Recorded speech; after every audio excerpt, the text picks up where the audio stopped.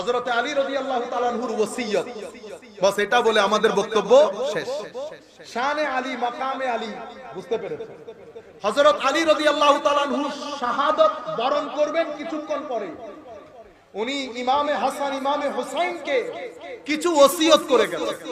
সেই ওসিয়তগুলো কি কি দেখেন। হযরত আলীর মাধ্যমে কুল কায়নাতের যারা হিকমতের জ্ঞান চায়, বেলায়েতের যারা জ্ঞান চায়, তাদের দরজা হযরত আলী উন্মুক্ত করে গেছে। কি? প্রথম তাকওয়া।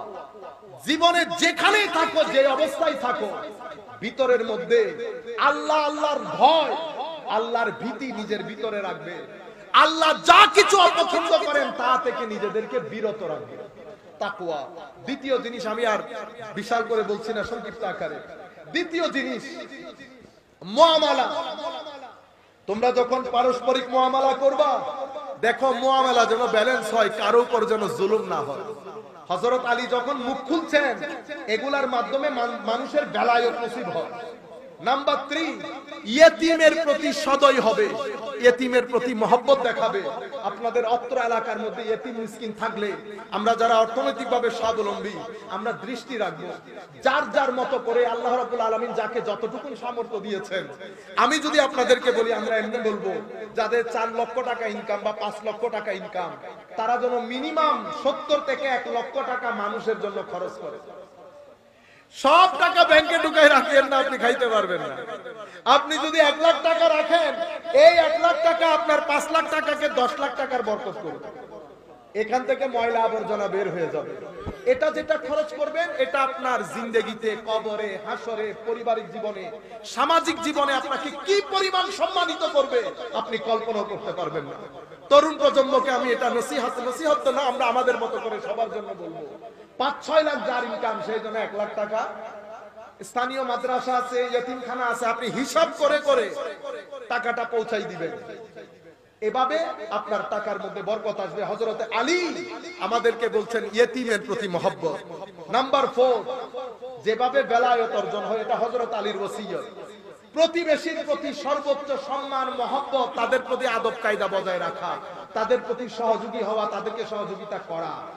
এরপরে যা কিছু আল্লাহ কোরআনে বলেছেন, খবরদার এর বাইরে যাবে না। এবং তুমি যে অবস্থায় থাকো, যেখানেই থাকো, যে অবস্থার মধ্যে থাকো, খবরদার কখনো দিন ছেড়ে দিবে না। অর্ধ পৃথিবীর শাসক যখন পৃথিবী ছেড়ে চলে যাচ্ছেন, নিজের সন্তানদের মাধ্যমে আমাদের কানে এই ওসিয়ত পৌঁছিয়ে দিচ্ছে। অর্ধ পৃথিবীর শাসক বলছে, কোন অবস্থায় যেন আমরা দিন ছেড়ে না দিই। সম্মানিত উপস্থিতি, এরপরে হযরত আলী রাদিয়াল্লাহু তাআলা আনহু বলছেন, আমি তোমাদেরকে বলছি পারস্পরিক সম্পর্ক বজায় রাখবা, একজন আরেকজনের জন্য টাকা খরচ করবে। আমি শুধু মহব্বত কত বড় এগুলা জানলে তো হবে না, ওসিয়ত তো বুঝতে হবে না। পারস্পরিক সম্পর্ক এবং একজনের প্রতি একজনের সহযোগিতা, টাকা খরচ করা। হযরত আলী বলছেন, কাউকে কখনো ইগনোর করিও না, কখনো কারো পিছনে লাগিও না।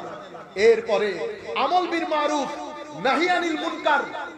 সব সময় সোসাইটির মধ্যে ভালো কাজকে প্রমোট করা, মন্দ কাজকে নিচে ফেলানো, এগুলোর জন্য কাজ করবা। কি হবে? কোন জালেম কখনো তোমার শাসক হবে। আপনারা বুঝতে পেরেছেন? এটা হযরত আলী রাদিয়াল্লাহু তাআলা আনহুর ওসিয়ত।